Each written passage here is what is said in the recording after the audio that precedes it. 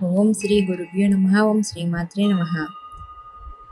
సోమ ప్రదోష వ్రత పూజా గదిలో సోమవారం త్రయోదశి తిథి వస్తే సోమ ప్రదోష వ్రతం అని చెప్పబడింది. మత విశ్వాసాల ప్రకారం సోమ ప్రదోష వ్రతాన్ని ఆచరించే భక్తులు శివునికి ఎంతో ప్రీతిపాత్రులు. ఈ వ్రతాన్ని పాటించడం వల్ల ప్రదోష కాలంలో శివుని పూజలు కథలు చేసేవారికి ఆపదలను శివుడు తప్పకుండా దూరం చేస్తాడు. ప్రదోష వ్రత కథ. అన్ని ప్రదోష వ్రతాలలో సోమ ప్రదోష వ్రతానికి ఎక్కువ ప్రాధాన్యత ఉంటుంది.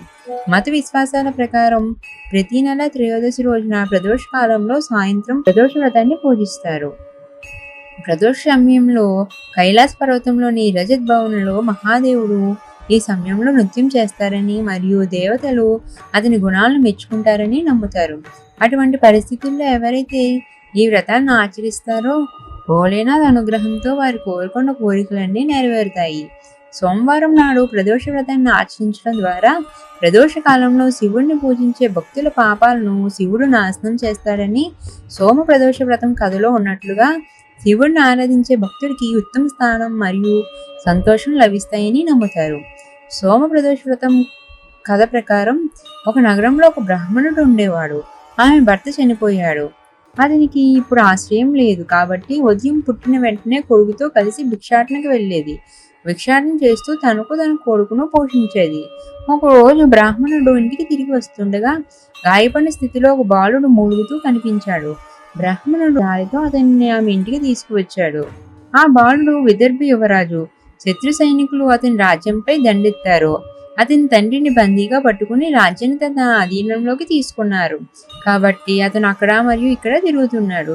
యువరాజు బ్రాహ్మణ కుమారునితో బ్రాహ్మణుని ఇంట్లో నివసించడం ప్రారంభించాడు. అప్పుడు ఒకరోజు అంశుమతి అనే గంధర్వ యువతి యువరాజుని చూసి అతనితో ప్రేమలో పడింది. మరుసటి రోజు అంశుమతి తన తండ్రులను రాకుమారుని కలవడానికి తీసుకువచ్చింది. అతను కూడా రాజుగారిని ఇష్టపడ్డాడు. కొన్ని రోజుల తర్వాత యువరాజు మరియు అంశుమతికి వివాహం చేయాలని అంశుమతి తల్లిదండ్రులకు శంకరుడు కలలో ఆజ్ఞాపించాడు. అతను అలాగే చేశాడు. బ్రాహ్మణుడు ప్రదోష వ్రతాన్ని ఆచరించేవాడు. తన ఉపవాసం ప్రభావంతో మరియు గంధర్వరాజు సైన్యం సహాయంతో యువరాజు విదర్భ నుండి శత్రువులను తరిమివేసి తన తండ్రి రాజ్యాన్ని తిరిగి పొంది తరువాత సంతోషంగా జీవించాడు. యువరాజు బ్రాహ్మణ కుమారుని తన ప్రధానమంత్రిని చేశాడు.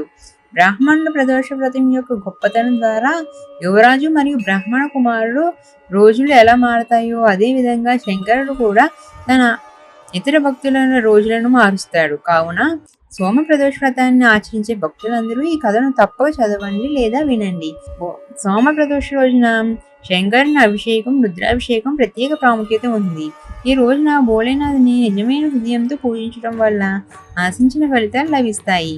అబ్బాయి లేదా అమ్మాయి వివాహాలలో అడ్డంకులు తొలగిపోతాయి. సంతానం కలగాలని కోరుకునే వారు ఈ రోజున పంచగవ్యతో మహాదేవునికి అభిషేకం చేయాలి.